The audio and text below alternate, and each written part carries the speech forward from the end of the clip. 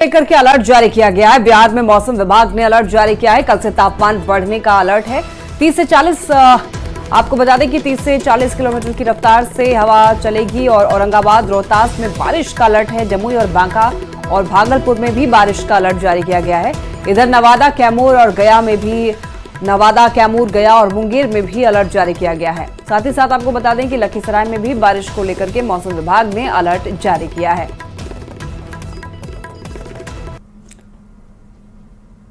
तो आपको बता दें कि बीजेपी की तरफ से तेजस्वी यादव पर जोरदार हमला बोला क्या है। बीजेपी ने लालू प्रसाद को गरीबों का मसीहा बताए जाने पर सवाल उठाए हैं। बीजेपी प्रवक्ता ने तेजस्वी यादव पर हमला बोलते हुए कहा है कि उन्हें कुछ भी बोलने से पहले उसकी जानकारी लेनी चाहिए। आज भी लोग लालू राज को याद करके डर जाते हैं। मेरा सवाल है तेजस्वी यादव जी से कि उनको कुछ भी बोलने के पहले आत्मज्ञान करना चाहिए। अपने पिता और माता के कार्यकाल को पहले आत्मसात करना चाहिए, समझना चाहिए कि उनके कार्यकाल में किस तरह से बिहार सरकार का यूएसपी बदल गया था। बिहार ने अपनी अस्मिता खो दी थी। सड़क में गड्ढे थे कि गड्ढे में सड़क, ये बिहार के लोग नहीं जानते थे। विद्युत के तार थे, पोल थे, लेकिन करंट नहीं था। उसमें कपड़े सुखाए जाते थे। घर से शिल्पी गौतम कांड और पापड़ी बोस कांड के बाद घर से लड़कियों को निकलने पर प्रतिबंध लग गया था। शाम होते सड़कें सन्नाटा हो जाती थी सड़कों पे। चुनाव से पहले आरोप प्रत्यारोप का दौर जारी है और इसी कड़ी में बीजेपी के राष्ट्रीय प्रवक्ता शाहनवाज हुसैन ने एमवाई समीकरण को लेकर के आरजेडी पर जमकर हमला बोला और मुस्लिम के कम और यादवों के ज्यादा उम्मीदवार बनाए जाने पर सवाल उठाए। इधर टीएमसी सांसद शत्रुघ्न सिन्हा ने तेजस्वी यादव के माई समीकरण तो बिहार में फेल हो ही गया है। जातीय जनगणना क्यों कराया था? जब माई समीकरण बोलना अब बंद कर देना चाहिए। राजद बैलेंस एम और वाई में भी नहीं कर सकते तो फिर माई समीकरण किस बात का? अभी तक इनको उम्मीदवार नहीं मिल रहा। अभी भी एक उम्मीदवार की तलाश जारी है। टीएमसी सांसद शत्रुघ्न सिन्हा ने तेजस्वी यादव के मछली और नारंगी वाले बयान पर टिप्पणी से इनकार कर दिया है। वहीं एनडीए के 400 सीट जीतने के दावे पर शत्रुघ्न सिन्हा ने कहा है कि कहीं 2004 वाला रिजल्ट ना आ जाए। हमें ऐसा लगता है 400 सीटों की बात जो कर रहे हैं, कहीं नतीजा जो है 2004 वाला ना हो जाए। जो 400 सीट तो बहुत दूर की बात है। शुक्र मनाएं अगर नतीजा 2004 का भी हो जाए तो। झारखंड में गठबंधन के सहयोगी दलों के बीच सीट बंटवारे को लेकर रस्साकशी जारी है। जेएमएम और कांग्रेस के बीच पेंच फंसा हुआ है। आरजेडी भी 2 से कम सीट पर मानने को तैयार नहीं है। आरजेडी अध्यक्ष लालू प्रसाद सीट को लेकर कांग्रेस से बात कर चुके हैं।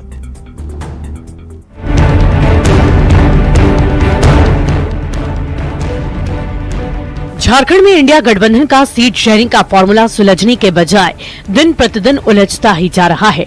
आरजेडी 2 सीट से कम पर मानने को तैयार नहीं है तो कांग्रेस और जेएमएम के नेता कुछ सीट की अदला बदली चाहते हैं। असलियत यही है कि कई सीट को लेकर अब भी पेंच फंसा हुआ है, पर गठबंधन के सहयोगी दल ऑल इज वेल का राग अलाप रहे हैं। हम सभी घटक दलों में एका है, हम सभी एकमत हैं इस मामले में कि हमें यहाँ से झारखंड से एक भी फूल, कमल का फूल नहीं खिलने देना।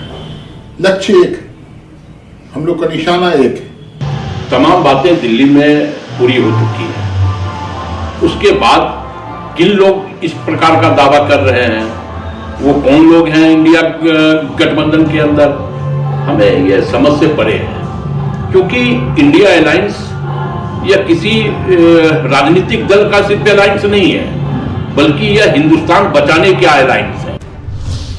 जेएमएम जमशेदपुर के बदले कांग्रेस से गोड्डा सीट को मांग रहा है तो लोहरदगा सीट की भी डिमांड लगातार की जा रही है, जबकि लोहरदगा से कांग्रेस सुखदेव भगत को प्रत्याशी बना चुकी है।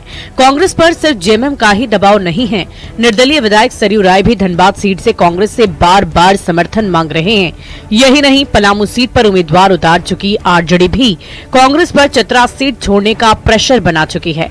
आरजेडी अध्यक्ष लालू प्रसाद भी इस पर कांग्रेस नेताओं से बात कर चुके हैं, यानी गठबंधन में अभी खेल और भी बाकी है। हमारे आदरणीय नेता लालू प्रसाद यादव भी चाहते हैं कि चतरा और पलामू से हम लोगों को चुनाव लड़ना है, इसलिए कांग्रेस को भी चाहिए कि सेक्रीफाइस करे, चूंकि केवल लड़ना नहीं है, जीतने के लिए लड़ना है और भारतीय जनता पार्टी को हराना है। इसलिए राष्ट्रीय जनता दल पूरे तन मन के साथ चतरा और पलामू के लिए तैयार है। दरअसल कांग्रेस अपने हिस्से की कई सीट पर अब तक उम्मीदवार के नाम का ऐलान नहीं कर सकी है। यही वजह है कि जेएमएम और आरजेडी जैसे सहयोगी दल बार बार सीट छोड़ने का दबाव बना रहे हैं। ऐसे में आने वाले समय में सीट शेयरिंग के फॉर्मूले में बदलाव दिखे तो ये चौंकाने वाला नहीं होगा। अविनाश कुमार, न्यूज़ 18, रांची। नवादा में लोक गायिका मैथिली ठाकुर नवादा में स्वीप कार्यक्रम के तहत मतदाताओं को जागरूक करने के लिए पहुंची और ज्यादा से ज्यादा संख्या में पहुंचकर मतदाताओं से वोट करने की उन्होंने अपील की। उन्होंने लोगों को शपथ दिलाया कि 19 अप्रैल को सभी लोग भारी से भारी संख्या में घर से निकलकर वोट करें। इस दौरान मैथिली ठाकुर ने अपने कई लोकप्रिय गीत भी सुनाए। बता दें कि राज्य मतदाता आइकॉन के नाते मैथिली ठाकुर राज्य के अलग अलग क्षेत्र में पहुंचकर लोगों को वोटिंग के प्रति जागरूक कर रही है। स्वीप आइकॉन के नाते यहाँ आई हूँ और यहाँ पे सभी लोगों को मतदान करने के लिए जागरूक करने आई हूँ और यहाँ पर कुछ देशभक्ति गीत भी सुनाऊंगी और मतदान से जुड़े हुए कुछ गीत सुनाऊंगी और लोगों से अपील करूंगी कि वो इस बार जरूर अत्यधिक मात्रा में वोट देने के लिए पहुंचे। क्या मैसेज होगा मैथिली लोगों के लिए? मैं सभी से यही अपील करूंगी कि वोटिंग वाले दिन जरूर घर से बाहर निकल के सबसे पहला काम यही होना चाहिए कि वोट दें।